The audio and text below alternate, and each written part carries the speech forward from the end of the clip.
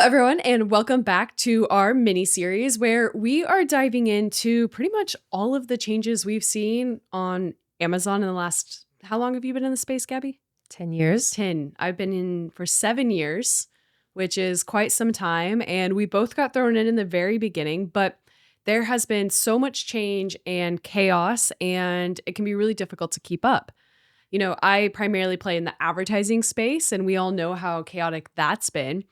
But what we've seen is across all of the changes, all of the categories, everything that involves success on Amazon, Amazon has stayed really close to one core principle, which is obviously providing the most exceptional experience for the end consumer. So when Gabby and I started talking about speaking on stage at Patterns Accelerate, we really wanted to tie everything back to that principle to kind of shed some light on why Amazon does the things Amazon does. Mm-hmm. A lot of people tend to think that Amazon's out to get them or to make more money, which is advantageous for all of us, I would say. But a lot of their decisions do come back to that core principle. So we've identified the changes in advertising, we've identified the changes in supply chain, in building a brand across your PDP and store experience. And today we're really diving into the Amazon store and why it used to be the everything store, but why it's now a little bit different. So Gabby, do you want to open up a little bit of what selling on Amazon was like 7 years ago?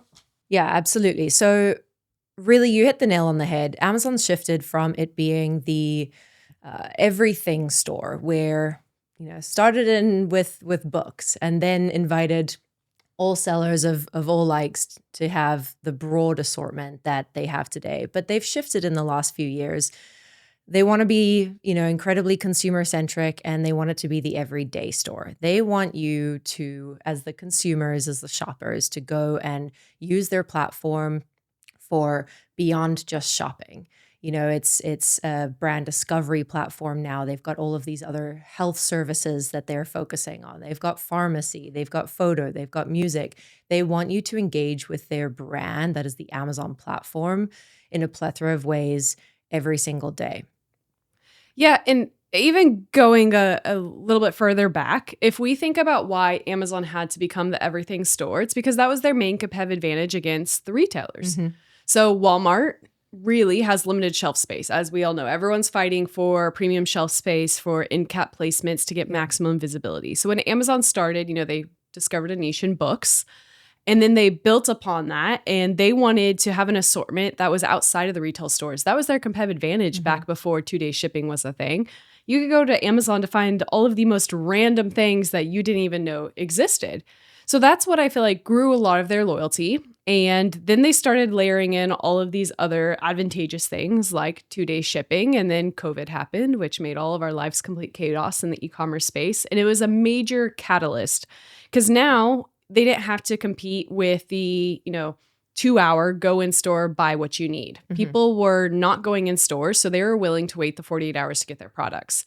Amazon sees a major spike. Everyone and their grandma literally starts investing in Amazon. And then Amazon kind of had to shift because they were directly competing with Walmart at that point in terms of just retail sales. So they realized that maybe it's not as consumer centric to have every single product, or it's difficult in supply chain and operations. And they kind of started to shift. I feel like we saw a major prioritization in the larger brands, a lot of CPG brands, but I also think the brands had to shift. They started shifting media spend. They started shifting prioritization. They realized that, okay, maybe my digital shelf actually needs to look good because customers aren't buying in store anymore. Where are they going to buy? So brands started shifting to a higher Amazon focus. Amazon started making more money on ads. And I think that's where we've seen a major change in their priorities across the board. Yeah. Look, one thing that I want to go back to is how COVID materially changed the consumer experience and the consumer habits. Because along with that, so you mentioned consumers not going into store as much. My retail buddies will absolutely hate that line, but it's less. I think it's less about that. That is certainly happening. We're definitely seeing and have been seeing for several years the shift in the online portion of retailers, that is where the growth is coming from. And, just zooming outside of Amazon as well, absolutely, that was a behavior shift. But you talk about the digital shelf, there are so many incredible data points over the last several years that again, COVID was a big catalyst for. People couldn't physically go into stores anymore, so they started to shop online. Then the foot traffic eventually started to come back into stores and they started to go on stores, but they were so used to that online component. So then the behavior started to become consumers using the digital shelf to do that research whilst they're in store, that they are price checking or they're finding out more information. If you look, picking up a product off of a physical shelf, you've only got these 4 panels and a certain character count that you can fit on that packaging to get your attention. It is tremendous, the behavior change that consumers are now in store and they're looking up, their keywords for what aisle they're in.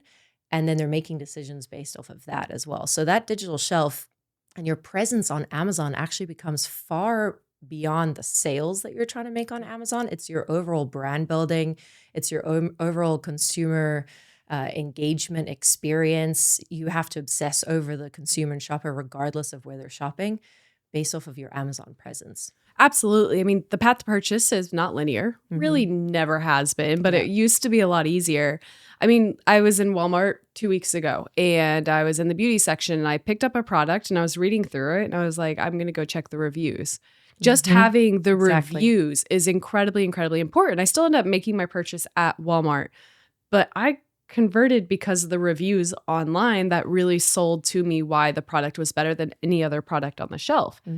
And that has changed the game. That has changed Amazon's prioritization. I mean, across the board, there's a few things that I think you and I were just talking about where we've seen major changes. I think Amazon's price matching has gotten a lot stricter as they've realized what customers are doing. And Amazon knows customers are shopping everywhere. So it is a terrible customer experience to be standing in Walmart and to pull up an Amazon listing and see a difference in price. Yeah. That's not a great customer experience.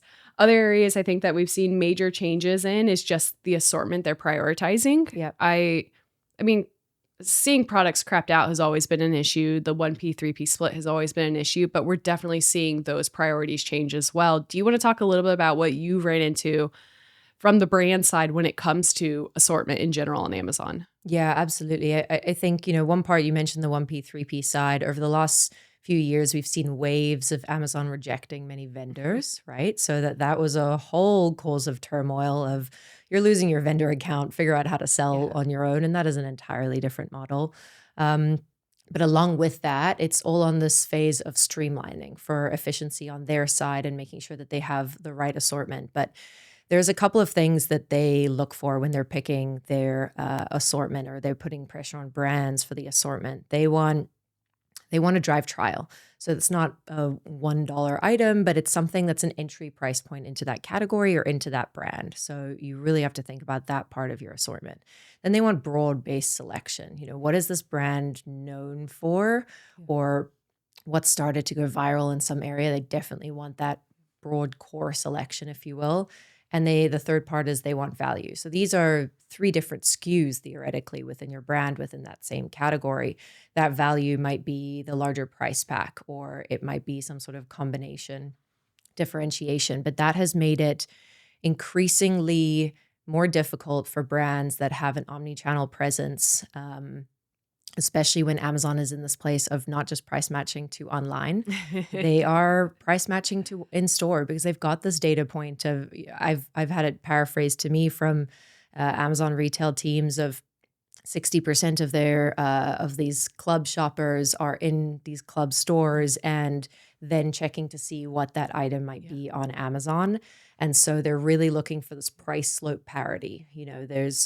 If there's too much of an aggressive slope between the value that club is getting or another key retailer that they have their sights set on, they will suppress that buy box or they will, if it's a vendor and a listed item and they can control that price, they will drop the price down to be matching and at parity. And you have to be thinking about that and obsessing over that as your brand perspective, because again, you're talking about and you're talking to the connected consumer. And Amazon's just following that connected consumer. That connected connected consumer is in-store and online, comparing the selection, comparing the prices. Amazon's just following that. They want to be the most consumer-centric company. They're doing it by following this behavior. You ended perfectly. It's going back to that end customer. It's obvious. You're so annoying. We're not going to prove Alex wrong. That was the issue. We made it so far. It was your eyebrow that did it. So it's the end customer that they're thinking about. It's not advantageous for brands to have your buy box suppressed and to clean up messy distribution, but it is prioritizing that customer experience. When someone is a club member, they're a club member for a reason. They're looking for value at scale, and that needs to match at the Amazon level. So what are some of the things that you found, like from a really high level, actionable perspective, that you've put in place to make sure you're hitting the needs of Amazon with all the recent changes? Yeah, it comes back to this channel conflict and deciding what products, what assortment do we have physically in store, at what stores, what do we have online, and then making sure that we have a price slope that makes sense for that. So if there is a more value assortment, what is a reasonable price slope that allows for that? That's not too much value at a certain area, because then Amazon's going to suppress that buy box. And we have seen that across our brands.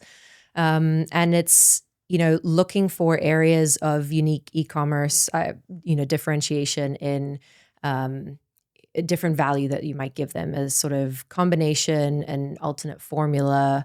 It could be bundling in some sort of way, some level of differentiation that is, here's why you might go to online version. And D2C has a lot of this as well, of why am I going to go to brand.com, that flagship store? I'm looking for more engagement with the brand. I'm looking for more education. I'm looking for something unique. Amazon's is a little bit at the balance between the D2C and that in-store perspective, but it is very similar to that as well, because if you know that there is going to be, just plan for the price matching. It's going to happen if you've got a similar UPC that's across the board. So from an innovation pipeline, it's something we focus on. We'll get into supply chain at another area, but packaging changes that are more e-commerce ready, that's a big area as well that we'll look into. And doing a heck of a lot of audience research as well. That is one of the huge gold mines of Amazon, is the data that you can extract from that to inform your business decisions, to inform your innovation pipeline, your advertising. I think that's the core and the foundation. They have trillions of data points. What and how can you as a brand build an infrastructure and the talent and the education internally to make sure that you're utilizing that at every single pipeline? There's two things that you hit on there that I think we can expand deeper on. One of them is SKU differentiation, and I think that would lead us perfectly into a conversation about product discovery and how Amazon's investing a lot in actually driving more product discovery and awareness than ever before. That's one. I'm going to note that so we don't forget. The second thing that I think is really important that relates to this conversation is really the speed of opportunity with e-commerce versus retail. And how quickly you can get a product up and test and learn. And we were joking, shout out to our friend Dean. We saw a post on LinkedIn and it talked about how Amazon now has the frequently returned badging.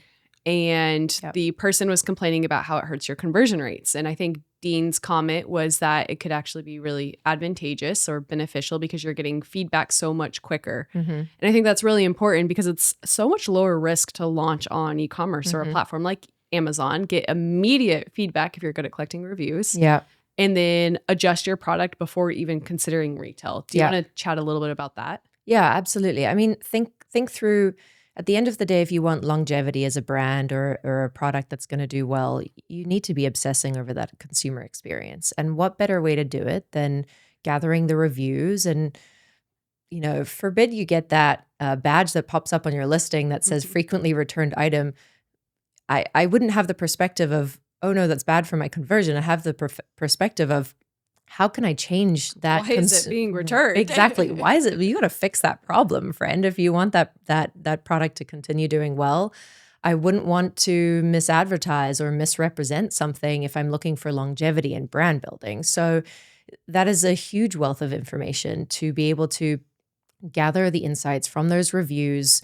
Look at, we used to love looking at the competitor reviews and competitor listings and see how are they communicating to the consumer. What are the consumers complaining about or liking about another product, and using that as intel for your innovation pipeline or product improvement perspective. So it's not only your own product, because there are so many other products on there. You can do that exact same practice in the category to be able to inform what you do next.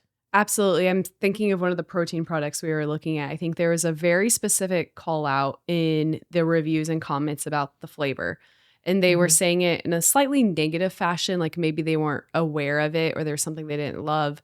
And I remember we addressed it specifically in the PDP. We called it out up front, like, hey, this is what you're going to get, and this is why. It was like something ingredient based. But that was a really good example of we were able to immediately address the issue that was being left in the reviews in the copy and content, which helped prevent future, I'd say, misalignment in what the customer was getting. Yeah. But it was also advantageous for customers that were looking for that specific flavor profile. Yep. So yes, it may be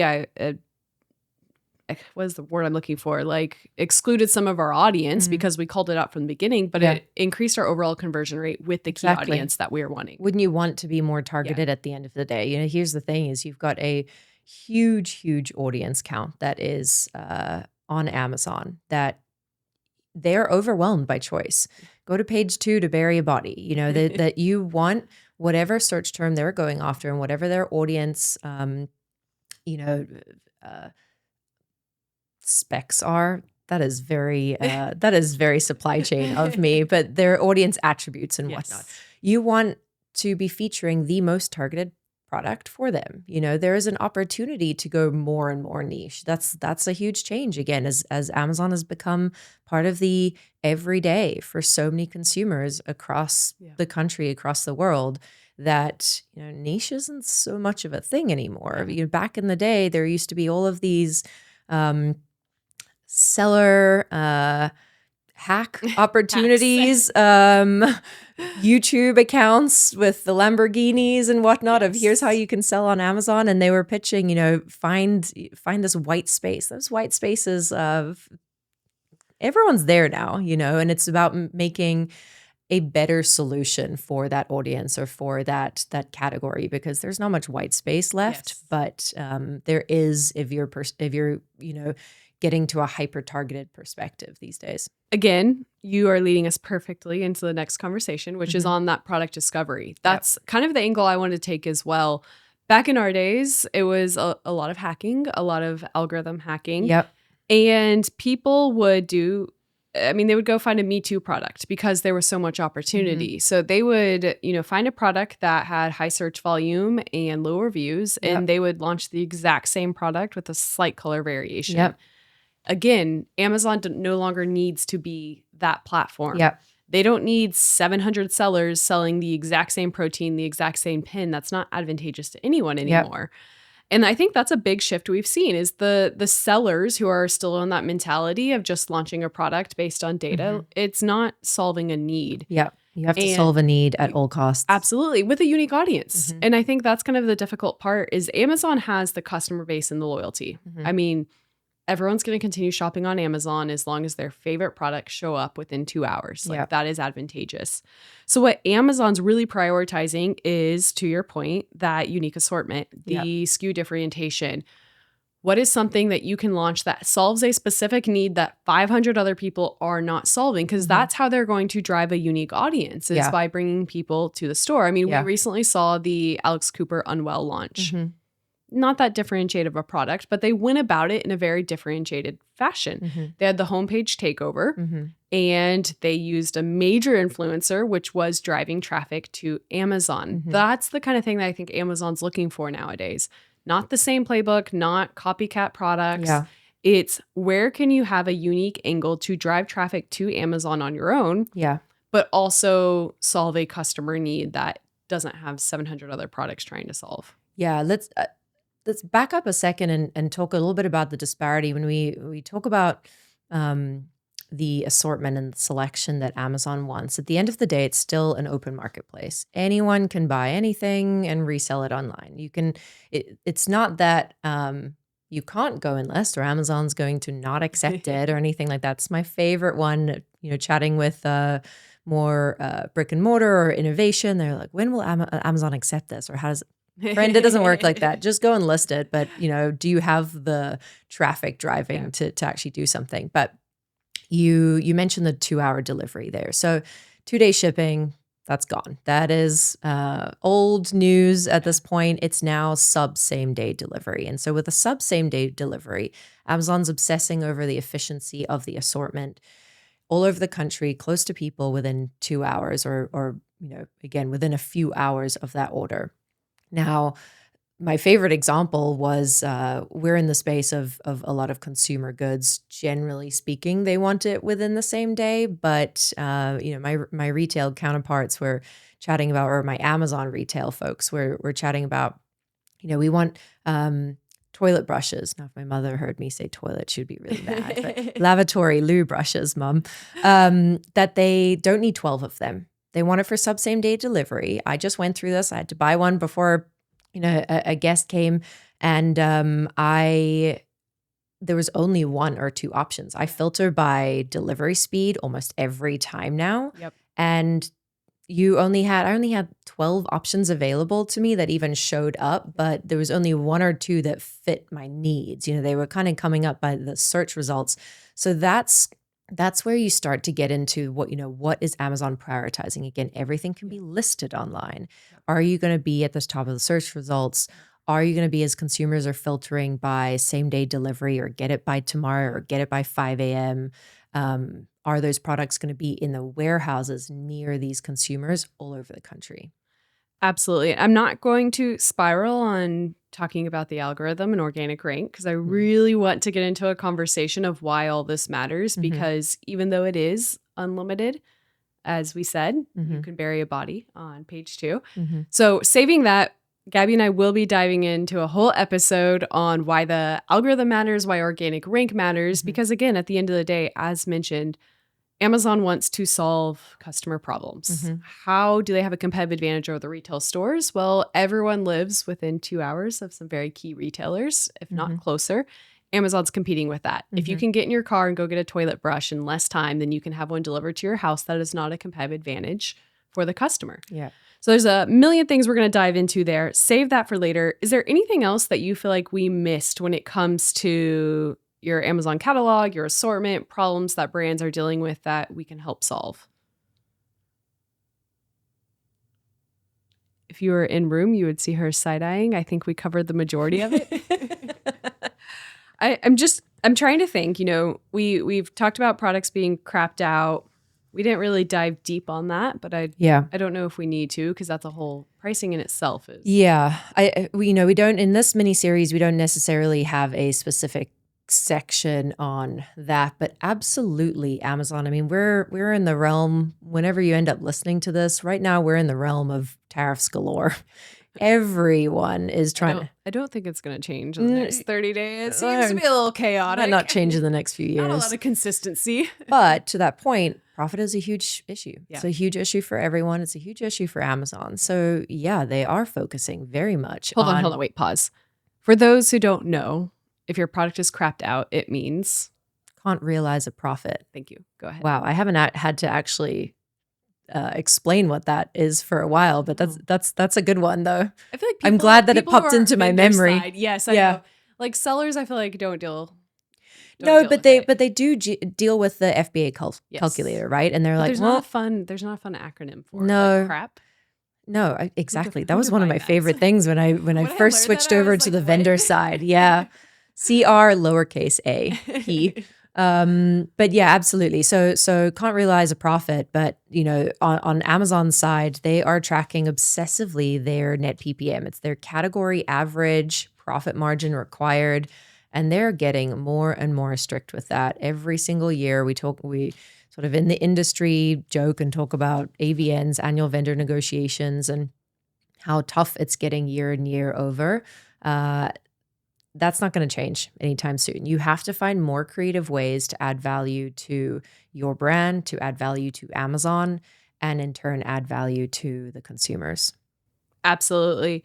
Avians is a fun one. While we're talking, I'm coming up with more podcast episodes. Definitely want to dive more into 1P versus 3P. I think there's a lot of suspicions in the space around what's going to happen to the program, and I think there's a lot we can dive into there. But I mean, looking back, I think we covered the core of it. We have 3 more episodes for this mini series where, again, we're diving into advertising, we're diving into brand building and the changes we've seen around AI, creative, your PDP, and supply chain. Supply chain's a big one right now. I think you mentioned tariffs, so we're going to dive more into that there. But I feel like we're in a good spot to wrap it up. Anything else you think we should throw in there? You feel good? No, I think ultimately... Do you want to give a shout out to your dog? Eddie. Come here. No Ed ASMR. Oh, no Ed ASMR. Well, different podcast. The audience can't see, but we have Kat and we have Ed in our little recording studio, and they're the best. They might feature as little cameos in some upcoming episodes. If no one gets any value from this podcast, know that Kat and Ed enjoyed everything we had to say. They listened. They took notes. Yeah. They're rating it at 8 out of 10 so far, I would say. So always room to improve. There's always room to improve.